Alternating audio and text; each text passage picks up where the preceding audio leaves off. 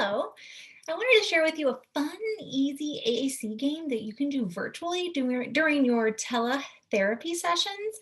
Super simple and super easy. So, this was my inspiration. I have a manual communication board here, and I took a Sharpie or a dry erase marker. Actually, you could use a Sharpie though to make it more permanent. And I turned it into a game board. It's a variation, right? It's idea from the Shoots and Ladders game. So you can see there, I have my start, and up at the top, I have my finish. And then I only did ladders for this game. I didn't do any of the shoots because I always feel like that makes the game go too long. So I made it work for me. What's fun with this is you can do it with any vocabulary, any manual communication board, and then you can organize the shoots or the ladders, however you want to do it in any way that you want. And while I was playing this one in person, you see I have my dice there. We would roll the dice, whatever we'd land on, we'd say the word. It gave us some really good decontextualized fluency practice for that vocabulary.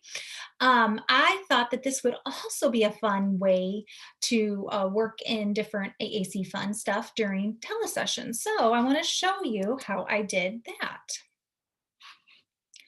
All right, so here is what it looks like. So I took a picture of that manual communication board where I drew on my game, and I saved that as a background picture on Google Slides. I added in some circle pieces to be our game pieces and made a couple different colors. And then I have a red piece here. And what's awesome about this is it is the activity plus it is the AAC supports all in one. So I can provide aided language input right on this activity while we're playing. And I don't have to worry about having a secondary way to provide that AAC support. So it's right in here. So my red circle is my aided language input helper. So it could be like, all right, we're going to play our game. What color piece do you want? Oh, you want to be blue. Okay, I'll put your blue down here. And I will be green. All right, you can go first. To do the spinner part, there's lots of different spinners that you can find online, but I actually have been liking just putting a text box to the side and putting numbers in because it gave, I'm finding that it's giving me a lot of opportunity for different language and vocabulary words. So like, do you want to do a little number or a big number?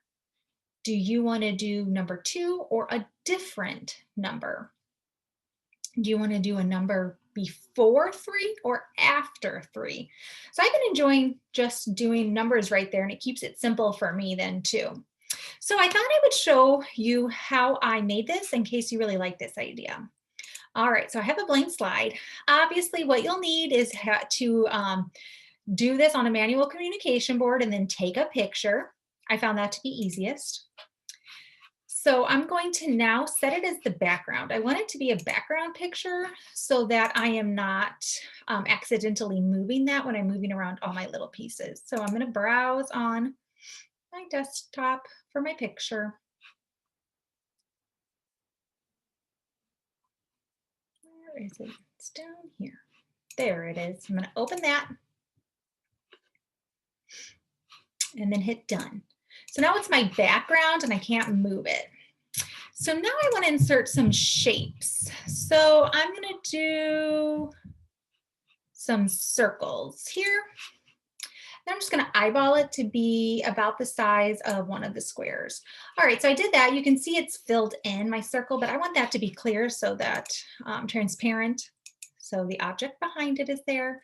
Then let's make the border a little bit bigger. And then, like I said, I made a couple colors. So this one would be green. Let's copy and paste. Maybe this one will be the blue, and then let's do one more. So we have choices. It's always fun to have a few choices. Maybe we'll do this one pink. Then I want to do one more, and I'll move it over here to the side and turn it red. This one will be my aided language input. And I'll make that bigger. Let's maybe make that, ooh, 8 looks nice. Okay, then I need my numbers. So I'm just going to insert a text box here. And maybe you just want the 4 numbers. Let's make it a little bit bigger.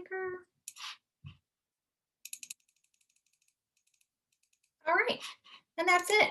Now I have this fun activity ready to go. I'll use this sometimes at the end of a session if we finished up our other activities and we have a few minutes to spare. It's also fun because anybody at home with the student can get in on the fun as well, and we can all play and take turns. And like I said, it kind of simplifies everything. You just need one thing on the screen ready to go. Now I don't do this in present mode. I have it out of present mode so that way I can put all these extra things over here on the side and be able to use them. But you might think this is a fun game too, and you might want to use it. So I hope you find it helpful.